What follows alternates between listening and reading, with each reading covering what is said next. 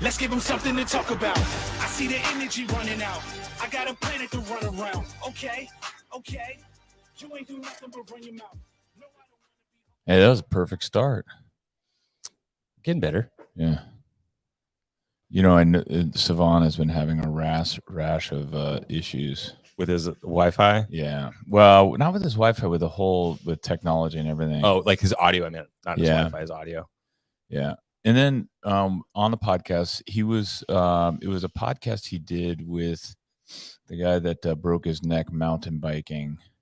Oh, that guy. Yeah, I know who you're talking about. And he's at Savon podcast. I want to look up his name so people know who he is, and I apologize for not having it and not knowing it because I'm kind of lame that way. And that's where I wonder, like, is the early, maybe Tim knows. Yeah. Morning, Tim. What do I know? How's my sound? Terrible. Does my sound good? Can you hear me? Yeah. You hear me now? No. Can you bring him up? Oh wait, it says mute. Hang on. I was gonna say it sounds like it's coming from his computer. Yeah. How's that? Yeah, in your settings, Tim, choose your new microphone because it's right now. It's just coming from your computer. It's coming from your computer. Okay. So see where it says settings? I have system preferences, or maybe settings in the thing. In StreamYard. Settings in StreamYard. See the little. Is the mic hooked up to your computer though? It's hooked up to the computer. It has a little power signal. Good start. That's a good start. So then you want to go into the settings on StreamYard and choose the audio you want to use.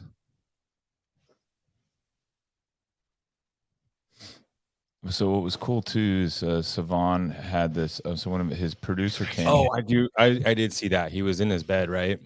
Yes. Yeah. But he. How's that? Way better. Way better. Let me bring it down here a little bit. Go, give me a couple tests. Couple tests. Yeti Blue microphone. Get the sponsor in there. You know, got to get the. Where's your monster? Does he have it? Yeah. That's great. Like with Savon's show is so random. Well, that it's random, but constantly varied. But it's just constantly varied. Yeah. So James Sharnick, okay, was the guy. James Sharnick. He's the manager at this CrossFit over in the Valley.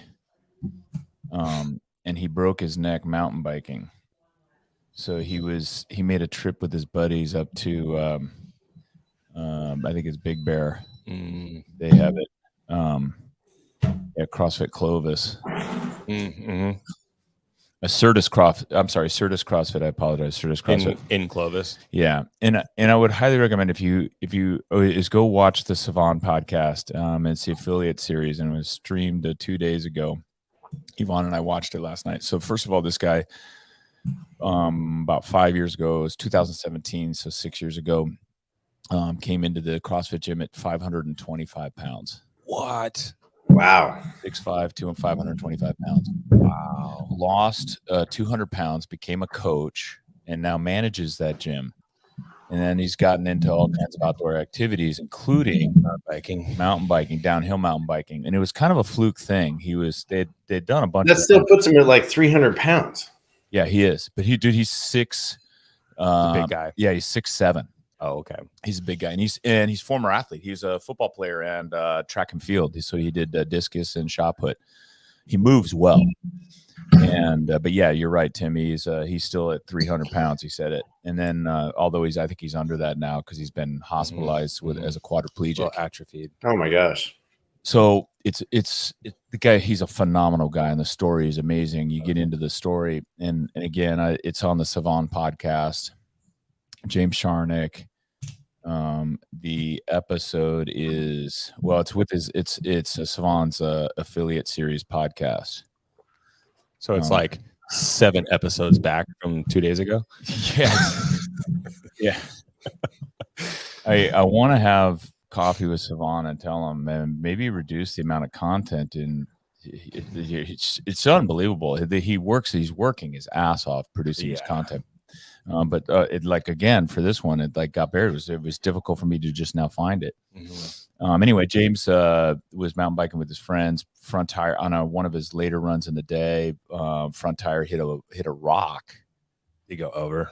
Yeah, he went over, but to the side, like off to the side, and hit an outcropping head first. Didn't have time to put his hands up, so hit the outcropping head first.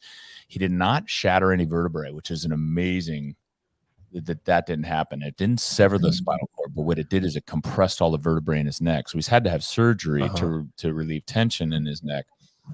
And he has movement in all his fingers and toes, but not functional movement. And so in those types of cases, and this guy, there's a GoFundMe out there for him. But in those types of cases, it can take a year to 5 years. In some cases, there is no recovery of functional use. He said his doctors told him CrossFit, again, saved his life because he had so much muscular structure and he was so athletic, and he was able to. It took him an hour to get him out from where he was to the airlifted out. Yeah, well, he went to a 4-wheeler. They hiked him to a 4-wheeler on a stretcher. Then on the 4-wheeler, they brought him down to a waiting ambulance in the parking lot, and then they drove down. All in all, it took him 2 hours to get to the hospital, I think. And then he had emergency surgery immediately. Fascinating story. Here's the dilemma this guy has. You listen to just like, can this get worse? Yeah, it can get worse. So he got bed sore on his tailbone. He has literally exposed tailbone. Because bed sores is brutal, and it's not something you can heal. He had to go in and have surgery on the bed sore to kind of clean up the dead tissue. Yikes! And then it's a slow healing process. You can't just heal immediately. So anyway, that's James Sharnick. I think Susan agrees with you. Yeah. Oh, there he is. By the way, Matt, if you do maybe create more channels, like a playlist or something. Yeah. Matt's also in charge of he's an assistant engineer for Dave Castro's podcast. Okay. He's taking it all on. He helped us get it started. And it's the most hilarious thing ever. So I watched Dave's Week in Review, which is good. By the way, you listen to Dave's Week in Review, by the way. If you want a kind of inside scoop on what's going on at CrossFit and what they're thinking, watch Dave's Week in Review. It's super brief. It's like 30 minutes. Yeah. His interchange with his comments are hilarious with people that comment. He reads every comment, nasty or not. He's very honest. Yeah. To his responses. And then but last night, I was watching last night. I'm like, what the? He keeps hitting the mic and you hear this. Oh, yeah. When he hits the mic, I'm like, what's his microphone he got? And I look down and you look at the bottom of the screen, you can see the outline of his headset. So it's a headset mic with the mic, refuses to wear the headset. So he turns the headset and sets the headset in front of him with the microphone up. And you can see it in the video. It was the funniest damn thing. So what a caveman. Yeah. Jeez. Modernize. Come on, Dave. Look at that nice mic. Send Matt the link. Send Matt the link, So- and he can just make it show up at Dave's place. Yeah, Matt, I sent Tim because Tim's been on a couple times and it always sounds like crap. So I sent him that mic as a hint. Maybe he just didn't like the content. Well, Maybe the content was crappy. there's that. Jokes aren't as funny anymore. Well, if you stop getting invites to this podcast, Hint. yeah, you'll know. Here's your sign. Yeah, here's your sign. So anyway, getting into what I wanted to talk about today, because I want to with when Tim comes on, it's great because then we can talk about like current events, news, stuff in the CrossFit world, because he'll have something to say. And it's in half the time, like I'll call him up thinking, okay, I got an ally here. He'll understand my point of view, And then he fires back opposite. yeah, and he'll get on board with me, and we'll laugh and we'll joke, and then he has a retort for my opinion. and which I, doesn't always make me feel comfortable. I hang up the phone sometimes just dissatisfied. Like, fuck, I was hoping to call and get an ally and get a laugh. And I get no laugh. I get a retort, and then I'm like, okay, fine.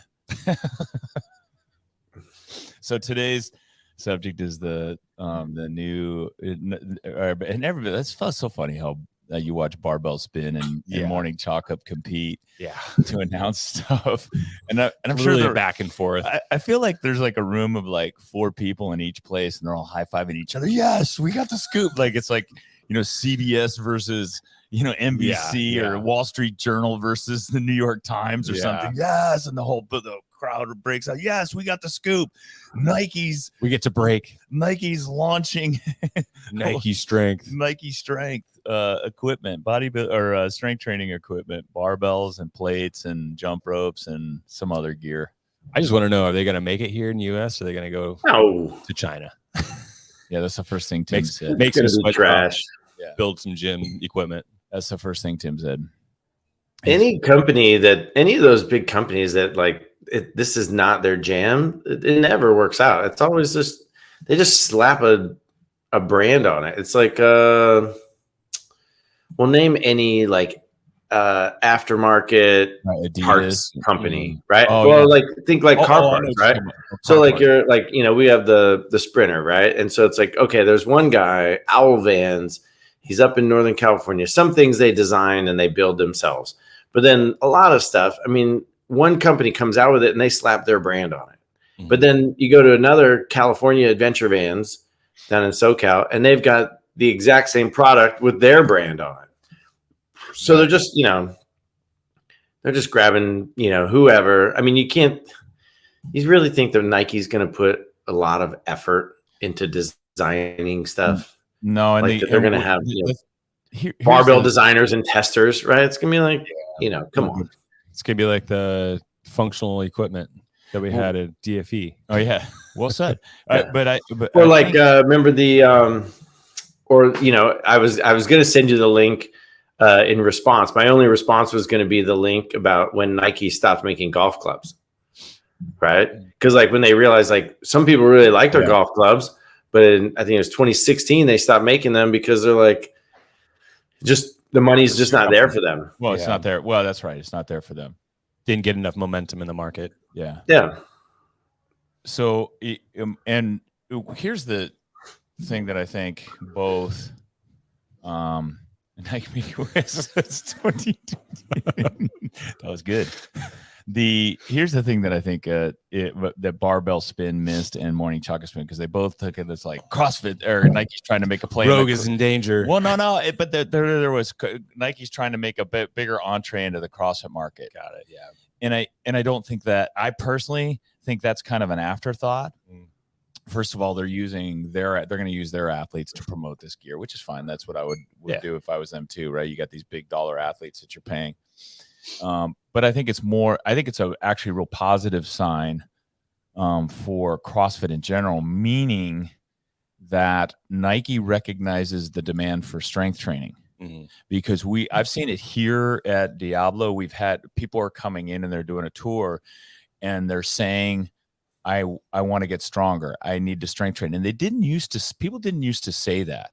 It's all literally almost 100% of people that come in with no CrossFit experience say, I need to do strength training. Yeah. And you see it in the media. There's a lot more articles surrounding strength training, the importance of strength training. It's something I think that came a little bit out of the pandemic, but then there's also been a ton of data, research that has been published as well. Cause I, refunnel that stuff through my email, is that strength training, the value of strength training with respect to weight loss, with respect to cognitive function, with respect to longevity, especially. And so I think Nike, all they're trying to do this is a branding effort to try and position themselves as a participant or a knowledgeable expert in the strength space, and they'll sell more. Look, ultimately at the end of the day, Nike sells shoes. Mm-hmm. And they'll sell strength training shoes. Do you think we might see a Nike Invitational? like a Rogue Invitational? Because I mean, maybe they're going to make a run at the competition level, and I mean, if they got the backing and the finances. Do I think they'd do it? Yeah, but are you going to hire that many people? Other than, you know, is it? I don't know. My thought would be it's such a niche thing, and there's so many, only so many people that actually know how to do a good competition when it comes to that, right? Like, you know what it's like. I mean, you go to somebody that has never run a comp, you know, like even a local comp. Yeah. How hard is that? You guys know how hard that is to run. You know, like Rogue just makes it look easy, right? I mean, it's the same as like running the gym. When people think, oh, you know, I could stand up there and just tell people what to do. You know, like, how hard is coaching a class, you know? And then all of a sudden you're in charge of 15 people with 15 different, you know, barbells and 15 different levels of, you know, ability. And, you know, oh my gosh.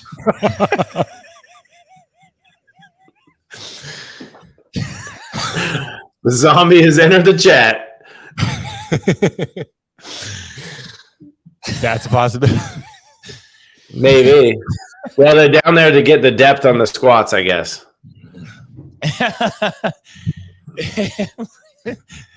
Yes. This podcast has already gone off the rails. Oh my God. It certainly, I don't think in terms of a competition, you know, the only way I would see them doing a competition is if they change the format of the competition to include other athletes, right? So where you get like maybe it's a combination high rocks, and try to blend it all together. High rocks, NFL Combine, CrossFit competition. Because really, it would just be a matter of them trying to show off their equipment, right? Yeah. No, show off their brand and their shoes, right? The Nike equipment, apparel, is there. Their merchandise. Their merchandise. The stuff they might. I mean, you know, and they might try it. I'll say this: I wouldn't be surprised to see them try it, and then it'll stop because they'll realize just how hard it is. It's it's the same as with. And they're gonna, because I swear I've seen it. Like, you know, we get, me and Craig, Jamie, I don't know if you get these, what's that, Athlete Tech or whatever, that newsletter email that we get like multiple times a week, and it's like, oh, hey, so, you know, this celebrity's investing in this trash, you know, piece of equipment. Oh, this one's investing in this, or what, you know, oh, here's the next new thing. Here's this franchise that's failing. Oh, but now this franchise is going to do great. Oh, they have 100 locations, you know, and you're like, and CrossFit has how many? You know, like, you know, they have no chance, right? So it's like, you stand them. They're going to try to have like some celebrity programmer or something like that, and you're going to be like, okay, but LeBron James doesn't know how to, you know, design a program, so he's not really doing it. And do that. You know, sure, but again, I think to Tim's point, it would be a one-time thing. Yeah. Like there's no return, more of a market. There's no long-term return on the investment for that amount of investment, and that holds true with the equipment business as well. The one of the things that's all right, kilo plates. Oh man, these are good. These comments are great. Yeah, this is good. This podcast. You know, I just wanted to have a nice, fun discussion. Yeah. Not when Monster Energy drinks comes into the show. So Diablo, early on, we got into the equipment business not because we wanted to compete with Rogue or anything like that. We needed to do it in order to maintain our location in Pleasant Hill, because our area, as a loophole, our light industrial area was not zoned for fitness business. So we said, okay, we're going to sell fitness equipment. Would that be okay? And they said yes. And they limited us to a limited amount of space for our quote research and development, which was our gym, which was our bread and butter. So, but what we found out, so we brought in equipment, right? We sourced equipment and we started selling equipment. And what we quickly realized is once people buy a barbell, they don't come back and buy another barbell for a long, long time. Yeah. I haven't bought a barbell in years. Right. Many years. Exactly. I'm getting an echo. Is that you turn yours? I don't know. I didn't change anything. I didn't touch anything. I think it's coming from his computer. Oh, okay. Oh, because that's why he doesn't have a headset on. That's why he's got to get a headset.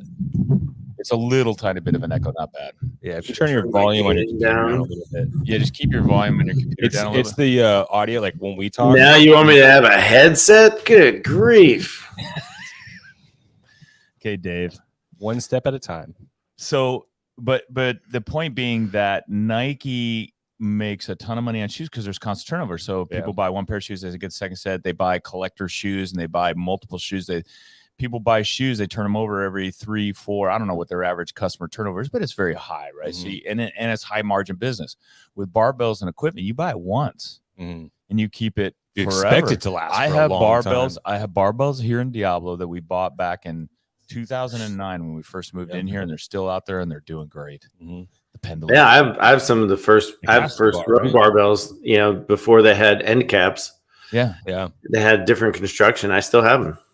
They're great. So especially if you take care of them. So that business in and of itself is not does not align well in terms of business structure for Nike. So I find it hard to believe that it's going to be like Tim said, I think it's one of those things where they do it for a few years and realize, oh crap, like we got a lot of this stuff sitting in a warehouse or in shipping containers out back. And, people, once you sell to every one of your Nike customers, they aren't coming back and buying more tomorrow just because you change the color of the barbell. So it's a different business. I see it as a marketing ploy on their part to position themselves as a credible source for apparel in the strength training area. Right now, strength training, I think, is dominated by Under Armour, and probably I'm not sure who the other people are in that space. Nike Ramelos, Reebok, maybe. But I think Tier is a big one. Yeah, in strength training though. Well, I mean, they got the wide toe box with their new that's lifters. Right. Yeah, that's right. It's interesting. Nike's the opposite of that. I think it's a marketing ploy to establish themselves as the leader in the strength training space because they see the growth of strength training. And the other thing is, they're going to sell a bunch of Pelotons. Yeah, they're gonna get in everybody's garage. Yes, that's the equivalent of what they're trying to do. That's right. The Rogues play is going to be great because they're just going to continue to hammer the American made, and quality sourcing jobs, everything. Just like Origin is blowing up, right? With American textile manufacturing and things like that. I'm sure it's only a matter of time before Rogue starts carrying Origin jeans. Yeah. I don't think Rogue's nervous. I think Rogue is paying attention. In my estimation, I would pay attention. I'd be like, why not? Yeah, right. They pay attention, like, ooh, this is something to watch. But I think in the long run, it's going to be really good for Rogue. Yeah, it's in my opinion. Yeah. And all right, what else? What do you got? So I wanted to talk a little bit about your weekly email. My email. You started a weekly email too? I did. Oh boy. It's all the rage. Yeah. It took me 14 years. I resisted. So if you go to sounds familiar. If you go to the Diablo website, you can see our weekly email because I put it on it becomes a blog post too. Yeah. Hint, Tim, that's a hint. Oh, okay. So I take my email and I just literally post to somebody as the blog post for that week. I might have that feature. I'll look. And then but it is popular. I've got Diablo now has almost 5,000 people on its mailing list. These are members, old members, people that came and did a comp here. Anyone, I just gathered I just happened to gather their email addresses. It wasn't like purposeful. I wasn't thinking, I got to get their data. Yeah. It was something we did as part of the waiver process for anybody that came through here. Well, as a result, now I have all that data. And so then I did use it. I sent out my email. And a number of people unsubscribed, but still every week I get, I send out like 4,600 emails and we get a 54% open rate. And it's structured. So for affiliates, just the reason why I wanted to bring it up is I do the email and there's times when it's kind of a pain in the ass. I'm like, gosh, well, like when you're on vacation at the games. Yeah. When I'm on vacation at the games. And I'm thinking, is it worth it? Is this doing anything for me and my community? And then I'll get email every once in a while. Like usually every week I get one to two people say, hey, really appreciate what you said. Hey, thanks for sending that. And my structure for the email format, and then I'll let Tim talk. But mine is I have a little editorial section in the beginning where I just kind of give my thoughts of the week, whatever's top of mind for me. Like it's literally whatever's top of mind for me when I sit down and start to rate the email. There's a couple days during the week where I'll be like out on a walk with my dogs. I'm like, oh, I should put that in my email, and I'll will to make a note and do that. And then I publish our workouts for the week. Yep. That's how it really started. I just wanted to put out our workouts for the week. Weekly workouts. And then I've thrown in a couple other things like my obnoxious tweet of the week.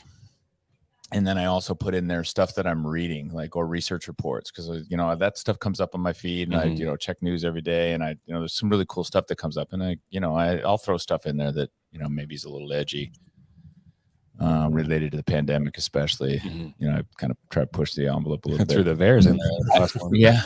Well, that is what I was most jealous of, is that you were able to push limits. Yeah. I mean, we were on the same page so early, but which is why we connected. And, because I probably saw what you were doing, and I was like, dude, what are you doing here? What are you doing this? And then that just kicked it all off. But you had conditioned your populace to be able to withstand your stances and your leadership. And I was like, crap, like, I don't have that. Like, they're with me, but maybe not to that degree. Right. So, and I probably, I made excuses to say, like, you say that. It's because as an affiliate owner, these are the things we think about. And I was going to get into the politics thing because before I put stuff out like that, I'm like, it's kind of mixed crowd, right? Like Tim has had people cancel his gym. Yeah. His canceled memberships at his gym because of, probably his viewpoints. Me too.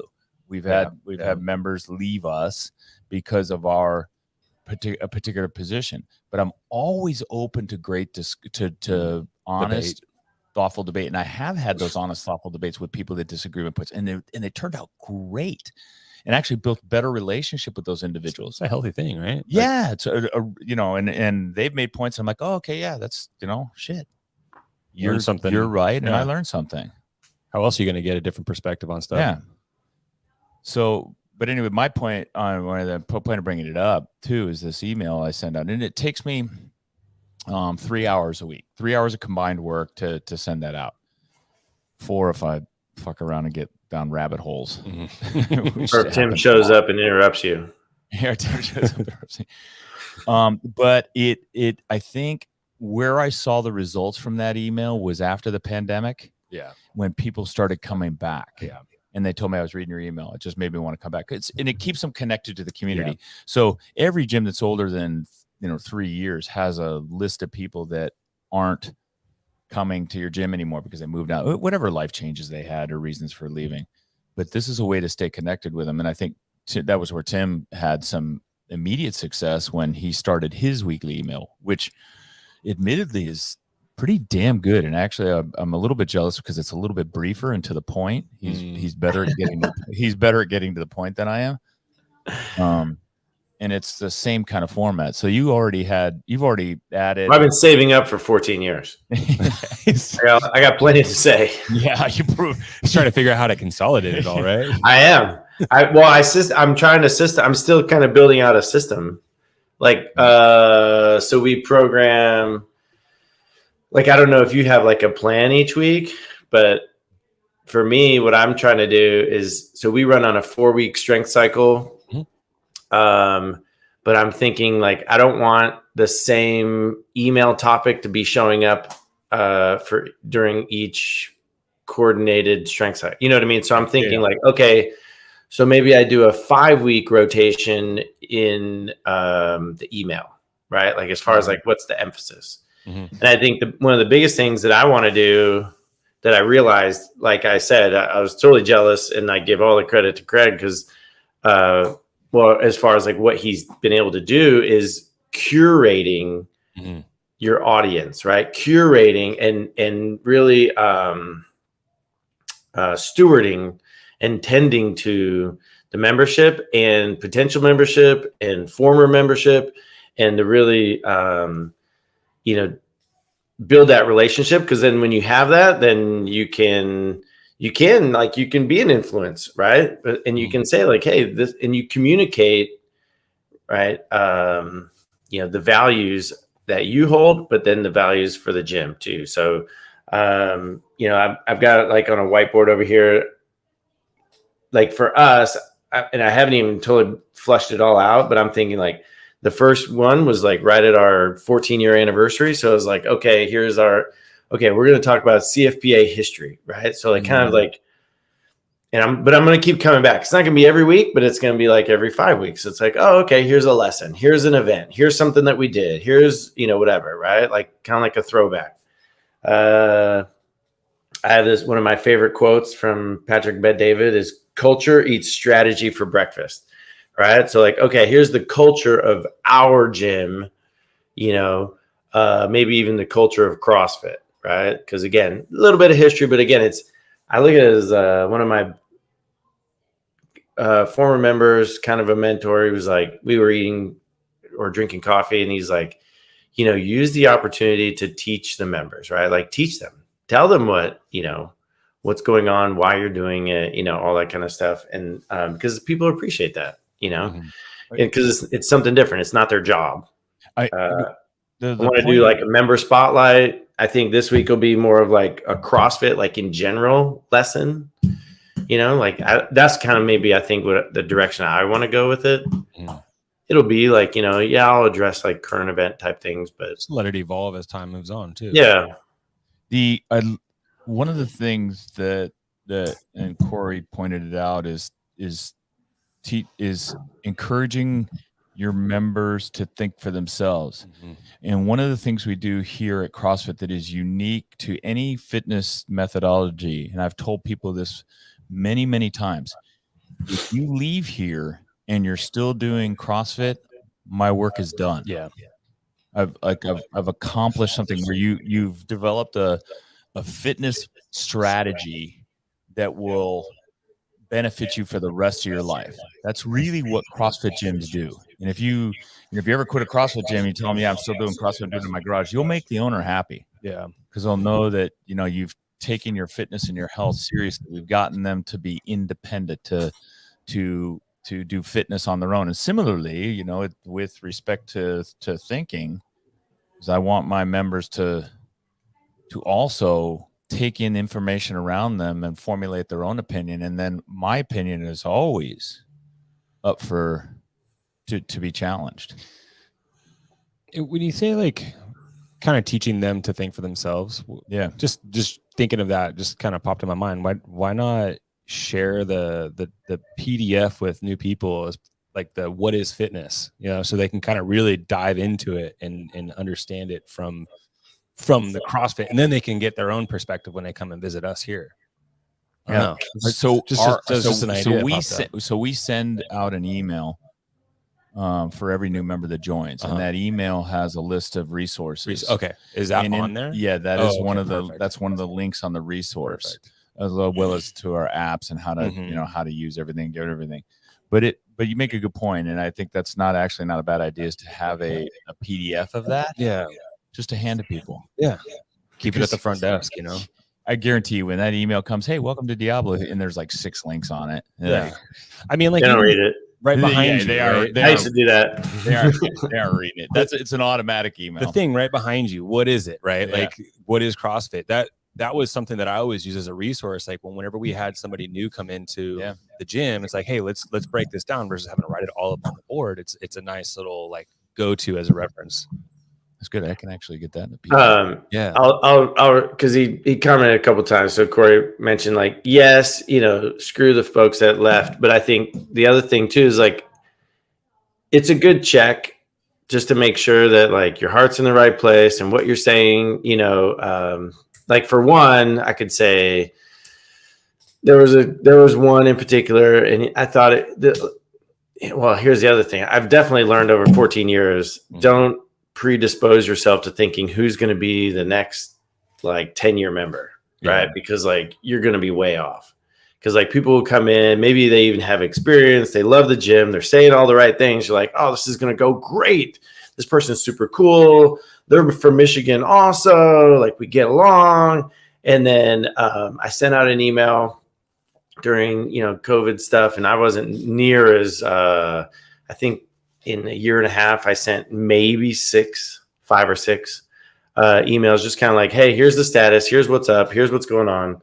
And just kind of reaffirming maybe my resolve and kind of assuring folks like, hey, like, because of you, like, we're not going anywhere. And the statement that I made, apparently, because he didn't tell me directly, and I had to have one of my coaches had to track him down and whatever, is because I made a statement that Gavin Newsom was not going to shut down our business. And I will, like, come hell or high water, like, I'm not going to let that happen. Right. Like, and I will fight against that.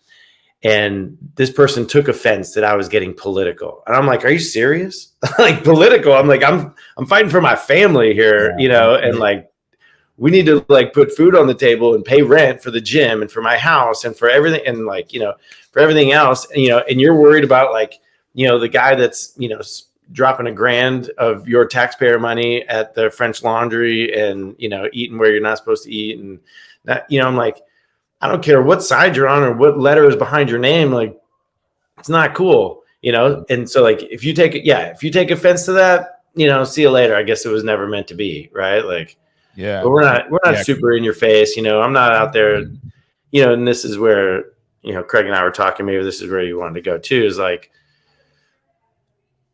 I'm not, because there's so, like, not just in our, I mean, I think it's not just I hate to use the D word, diversity, right? But there's so much diversity in our area. And it's like, it is an absolute tightrope sometimes to, like, walk this line of being able to engage so many different groups and so many different people and so many different cultures and so many different belief systems and so many different politics. Like, I think when you can do that, that's one of the things that people love too, right? Is that, Craig can make a statement, but they also know Craig's heart. And they also know, like, hey, but he's here. And you've demonstrated that, you've shown that, you've talked about that. And so then it's like, okay, same with, like, some other, things with other crazy protests and whatever that were going on. Yeah. People would almost, like, they're posting crazy stuff on social. And I'm like, you're basically talking about me, right? But they're not. They're like, because we're not in that group, because they know us, right? Like, we're the actual people that they know. Yeah. We're the ones that they have relationships with. So it's almost like we're separate, even though we're over here going, like, you guys realize that that's me, right? Yeah. Like, so it's a fine line, because I'm like, what, I don't want, I don't need to make huge things, you know what I mean? Because, like, we're not going to be able to spread the message of fitness and love, and this is the beauty of CrossFit, and I think pushing them away. Here's the beauty of CrossFit that I think makes it so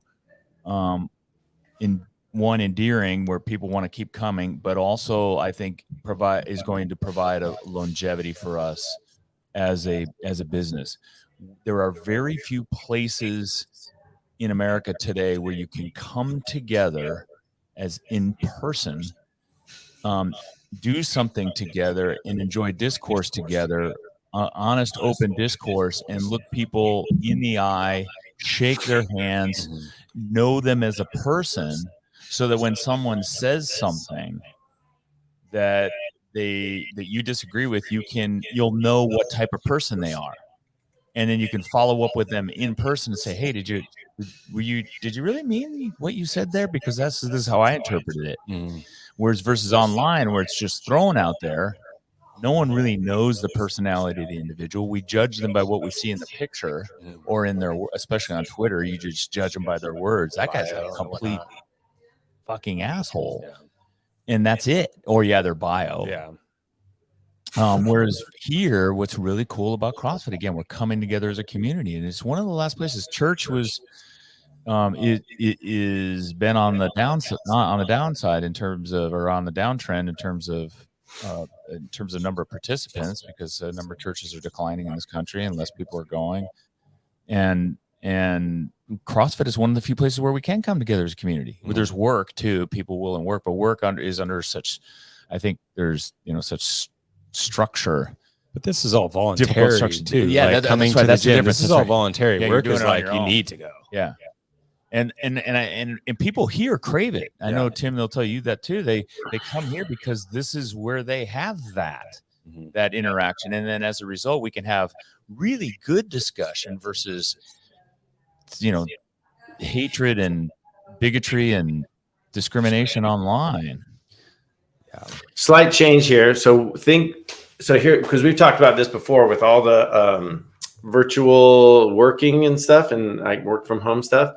And remember how we talked about like, oh man, like some of these evening classes, like they're like a ghost town, right? Remember when we were talking about that? Yeah, I do. Like 6 months, a year ago. And it's like, man, and we even reduced like especially our Friday night class, like, so our 7 p.m. Monday, Wednesday, Friday, we're like, dude, there's like two or four people left, that are signed up. So I'm just going to reduce it down. Hey, can you just come at 6 or come at 7 o'clock on Tuesday, Thursday? And it's funny because like now the 6 o'clock, the Monday, Wednesday, Friday, like the 5 and the 6 p.m., they're filling up. The Tuesday, Thursday, 6 and 7 p.m. sold out, and it's like, same with us. I think so. What's happened right now, they're going back to the office and now they're out of the house. Before they didn't want to leave the house in the evening. Well, now they haven't, they've been gone from the house on their way home. Then they'll stop at the gym. And so then it's kind of making a resurgence. That's just kind of anecdotally, sample size of one, but I feel like, the classes that used to be like the smallest, like the Tuesday, Thursday, 7 o'clock used to be tiny, like, and now it's like it's a full class. Maybe they just missed you. Well, or maybe they don't like me because that's coached by somebody else now. Which I'm totally fine with. Enough of Tim. I look at it. That's like my kids. I was like, when you beat me, I was like, do you realize I still win?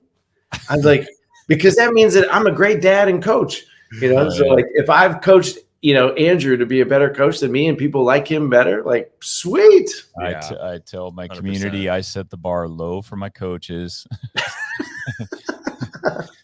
Supposed to go the other way around. Yeah, I know. Set it high. I know. I try. But that's why he has you, Jamie. Yeah, exactly. But we are seeing that shift too, where our classes now are moving later. Our 4:30, 5:30 now are our 5:30, 4:30, 5:30, the biggest classes. And then I'd like to see a little bit more heading more at our mornings are blowing. Oh yeah, by the way, that's blowing interesting, Tim. That's the difference over here is because it's it's a 45-minute commute into the city, but 5, 6, and 7 a.m. 20, 22 stacked. It's ridiculous. It's great. It's great.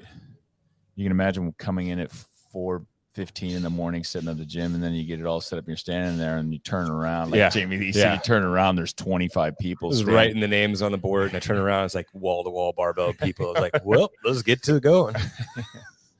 That's great. Yeah, it is. It's hard in the morning, but it's great. Yeah, it's good energy. It helps. It definitely helps. We talked about last week. We had on. You got Jamie Lee. You got about 10 more minutes. That's all right. So we talked.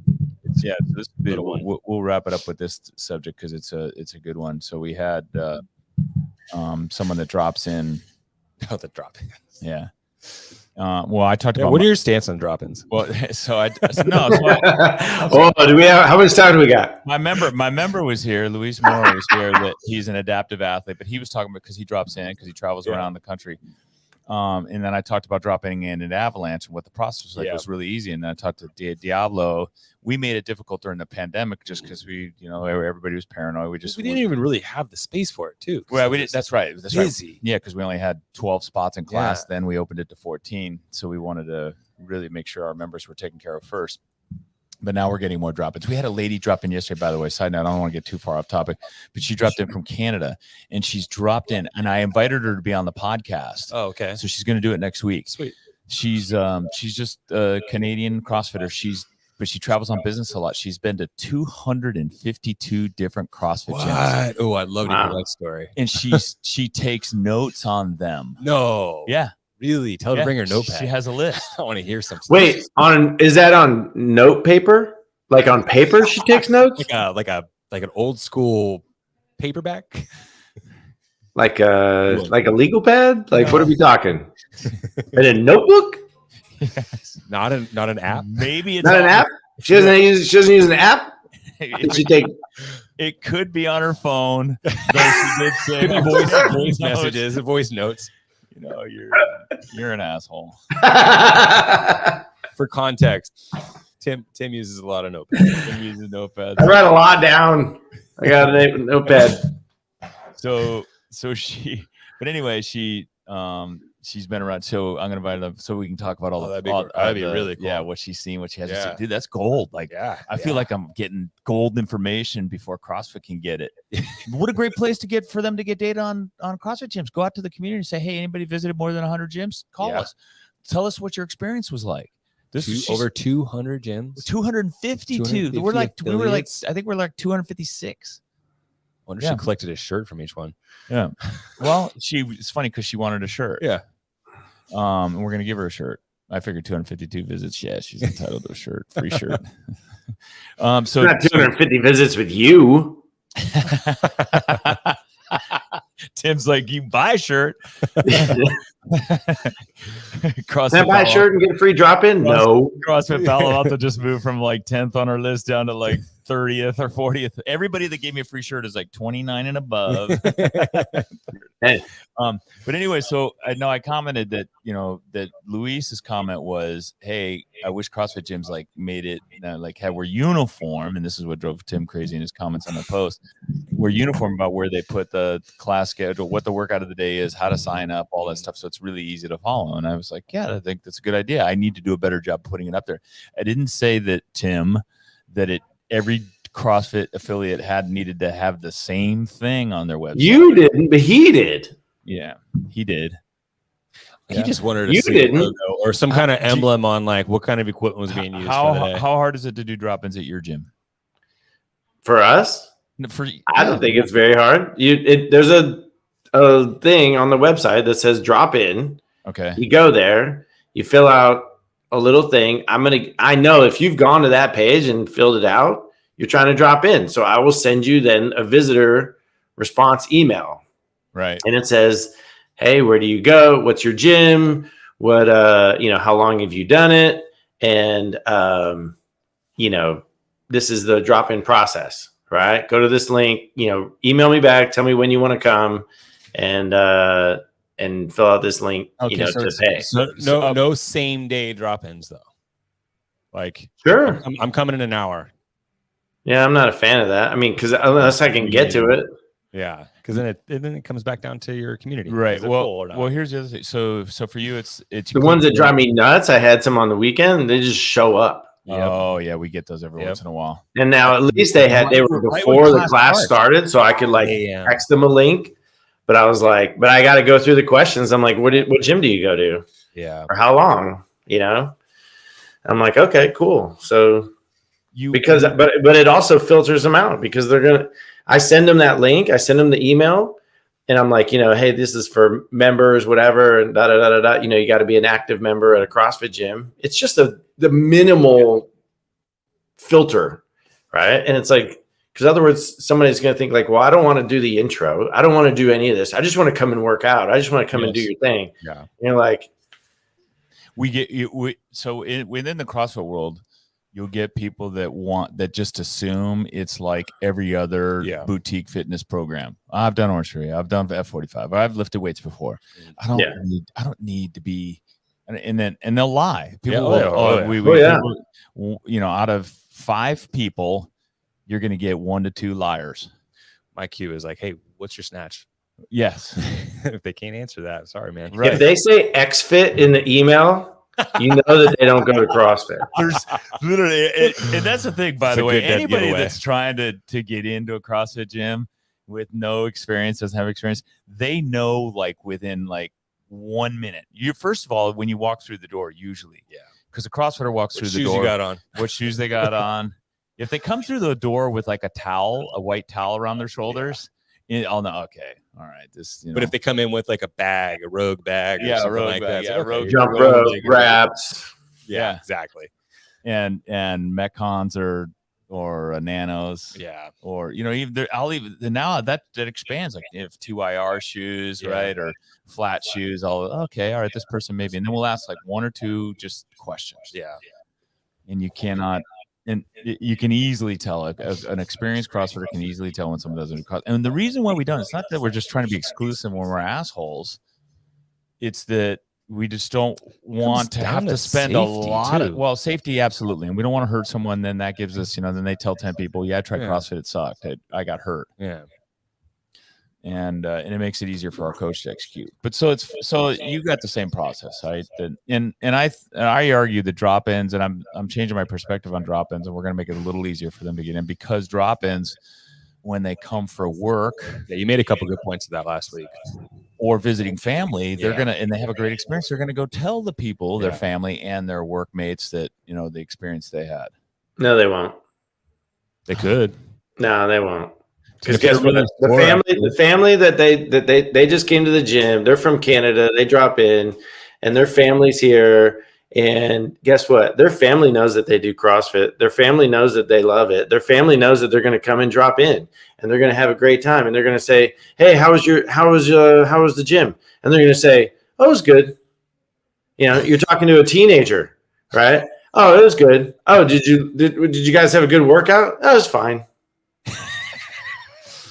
Right. That's it. So it's like, there's okay. So here's the story. Okay. Because here's the work thing. Buzzkill Dymmel. He's right now working really hard on not being invited back to the podcast. Go ahead, Tim.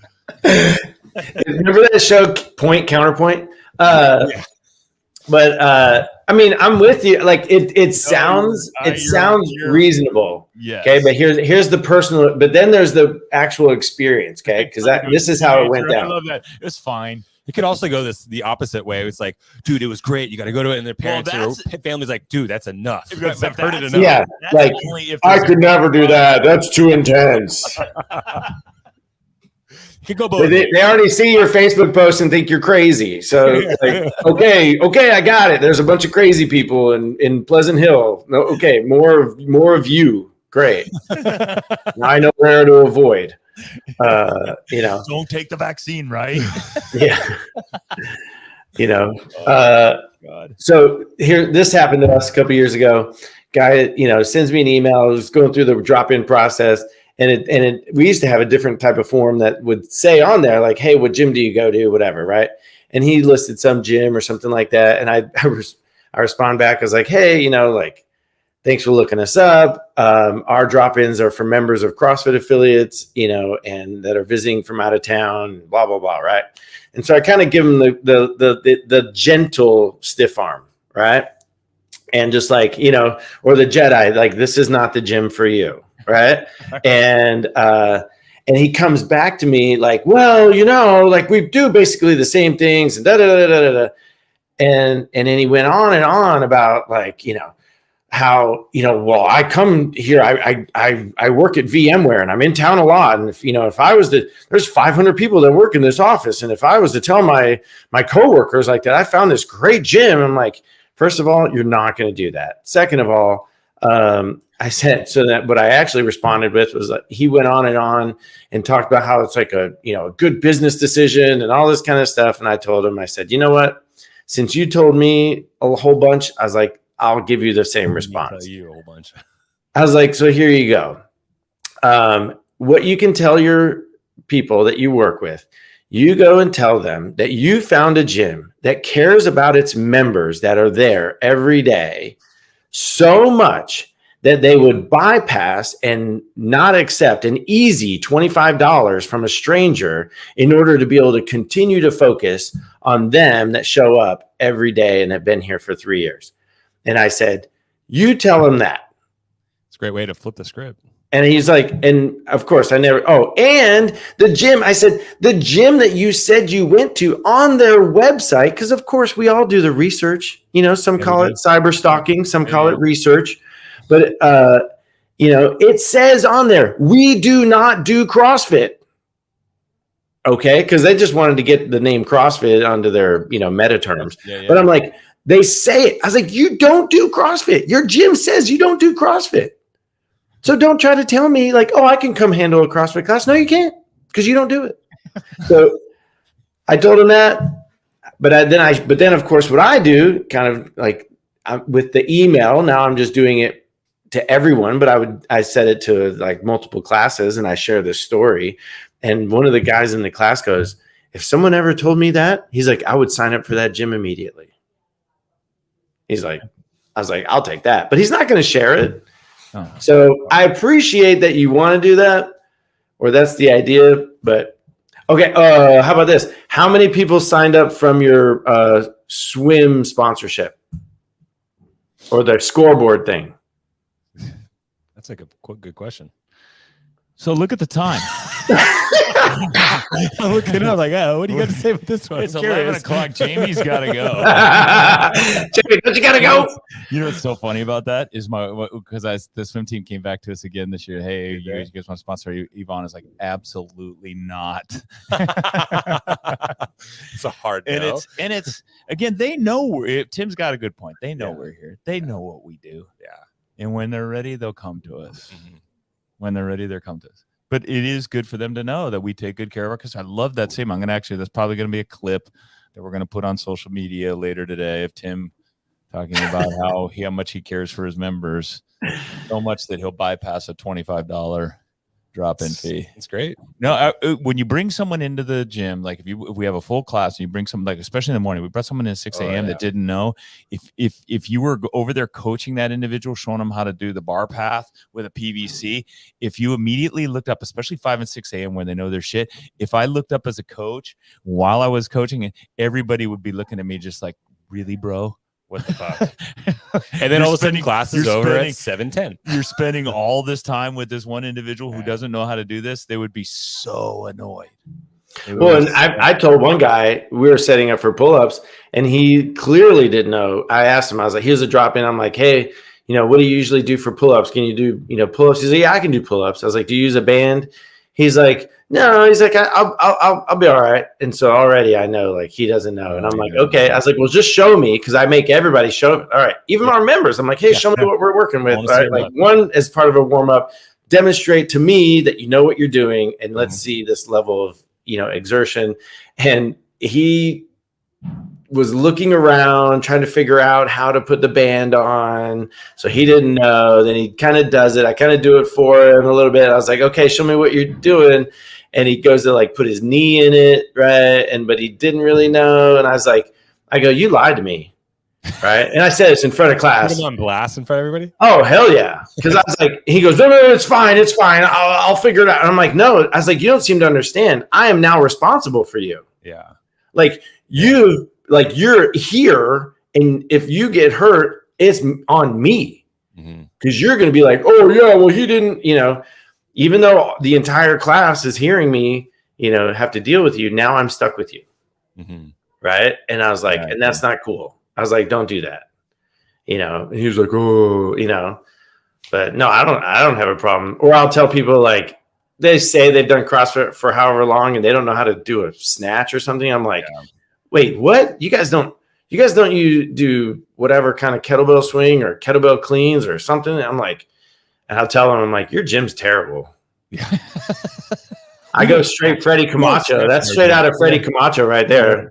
When he would say, he would talk about drop-ins. He's like, your gym lets you squat like that? What, you don't have to squat all the way down at your gym? Oh my, that's awesome.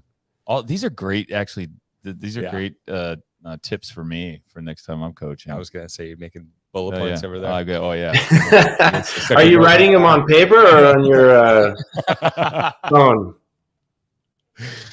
Yeah. Love it. At least you're consistent. All right. Well, listen, we got to jump because Jamie's got to go. Hilarious discussion. It's good leaving people wanting more. So this is pretty damn funny and great conversation as well. So Tim, thanks for coming on. My pleasure. Thanks for letting me test this out. And I'm happy to get you set up with a headset. Happy to contribute. Slow down. I'm a simple caveman. One step at a time. I do not understand these modern ways. All right, dude. Thank you. Thanks, guys. Till next time. Ruckus. Yeah. Cheers, man.